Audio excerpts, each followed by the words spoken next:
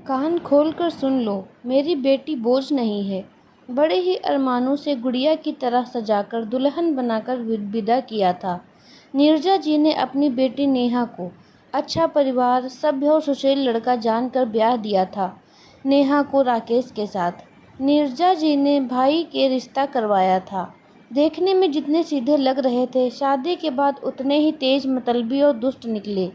नेहा के घर वाले, जैसे हमारे देश में ज़्यादातर घरों में लड़के के अवगुणों को छुपा लिया जाता है, उसी तरह राकेश के अवगुणों पर पर्दा डालकर बहुत ही सभ्य और समझदार लड़का बनाकर पेश किया गया।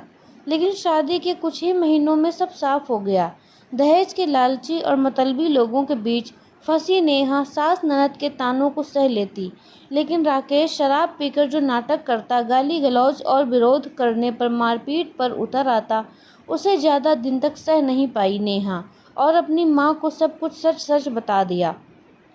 नीरजा जी ने जब बेटी की आंखों में छिपे आंसुओं के समुंदर को देखा, उसके दिल में छिपे अपार दुख को देखा, तो टूटने की बजाय अपने आप को और भी ज़्यादा मजबूत बनाया और ले आई अपनी बेटी को इस नर्क से निकाल कर, जहाँ नौकरानी से बढ़कर कुछ नहीं थी।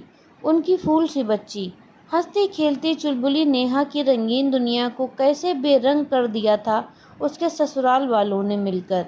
इसे भली भांति समझ रही थी नीरजा जी। अगर पति साथ देता और अच्छा व्यक्ति होता तो छोड़ आती उसे वहाँ, लेकिन पति तो और भी ज़्यादा दुष्ट निकला। ना उन लोगों के रिश्ते में प्यार था, ना एक दूसरे के प्रति निष्ठा। बस नेहा ही निभा रही थी, वो भी दिल से नहीं, मजबूरी में। नेहा को हमेशा के लिए घर लाने के फैसले पर नीरजा जी बड़ी बहू के विरोध किया और कहा, माँ जी अब नेहा को हमेशा के लिए घर ले आई हैं। अभी साल भर हुई है उसकी शादी को, थोड़ा समय तो दीजिए, हो सकता है वो लोग बदल जाएं। इस तरह घर ले आना तो कोई सलूशन नहीं है ना। क्या इज्जत रह जाएगी समाज में हमारी? लोग तरह तरह की बातें बनाएंगे और क्या करेंगी ये अपने जीवन में। जानती हो ना, एक तलाकशुदा लड़की का समाज में जीना कितना दुश्वार होता है। आप इतनी समझदार होकर भी इतना गलत फैसला कैसे ले सकती हैं? मुझे लगता है हमें राकेश और उसके परिवार से बात करनी चाहिए। जेठानी जी की बात सुनकर छोटी बहू ने भी यही कहा। मम्मी जी, मुझे भी यही लगता है, हमें अभी इस बारे में और सोचना चाहिए। 1 साल के रिश्ते में तलाक लोग क्या सोचेंगे? दोनों बहुओं की बातें सुनकर नीरजा जी ने कहा, समाज क्या कहता है, क्या सोचता है, ये तुम लोग ही सोचो। मुझे केवल मेरी बेटी के बारे में सोचना है। वो लोग सुधर जाएंगे, महज इस उम्मीद में मैं अपनी हंसती मुस्कुराती गुड़िया को वहाँ छोड़ दूँ मुरझाने के लिए? हरगिज़ नहीं। उन दुष्टों के साथ एक दिन भी नहीं रहेगी मेरी बेटी। मेरी बेटी बोझ नहीं है, जिम्मेदारी है, मेरे जिगर का टुकड़ा है और उतनी ही ज़रूरी है जितना तुम सब। और सुनो, मेरी बेटी की जिम्मेदारी के लिए तुम लोगों को परेशान होने की ज़रूरत नहीं है। उसके पापा की पेंशन मिलती है मुझे और वह खुद नौकरी करेगी, पूरे आत्मसम्मान के साथ अपना जीवन जिएगी, मरते दम तक। उसकी माँ उसके साथ खड़ी रहेगी। तुम लोगों को साथ देना है तो दो, नहीं देना है मत दो।